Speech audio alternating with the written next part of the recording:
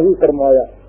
اب ظاہر ہے کہ جن امور سے آپ نے منع نہیں کیا یا سکوت فرمایا وہ دین کی روح سے ناجائز نہیں تھے، اس لیے قرآن کریم میں ان کو ذکر کرنے کی بھی ضرورت نہیں تھی۔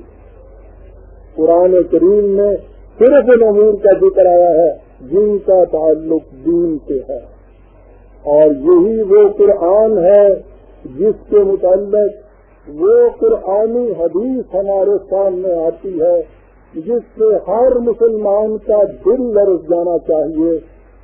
وہ قرآنی حدیث یہ ہے کہ جب یہ امت خدا کے سامنے جائے گی تو قال الرسول یا رب ان قوم اتخذوا هذا القرآن مهجورا، تو حضور نبی اکرم صلی اللہ علیہ وسلم فریاد کریں گے کہ اے میرے رب، یہ ہے میری وہ امت جس نے اس قرآن کو چھوڑ دیا تھا۔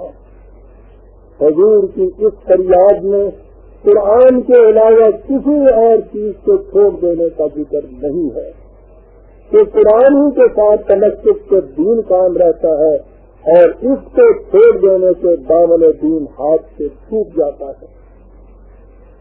آخر میں اس حقیقت کو پھر دوہرا دینا چاہتا ہوں کہ میں نے قرآن کریم کی جو آیات پیش کی ہیں وہ ہر کن خدا کا کلام ہے، رسول اللہ صلی اللہ علیہ وسلم کا اپنا کلام نہیں۔ انہیں احادیث صرف یہ واضح کرنے کے لیے کہا گیا ہے کہ اللہ تعالیٰ نے حضور سے فرمایا کہ تم ایسا کہو، اور حضور نے ویسا فرما دیا۔ یہی ہے کلام خداوندی کا وہ حصہ جسے صحیح ترین احادیث کہا جا سکتا ہے۔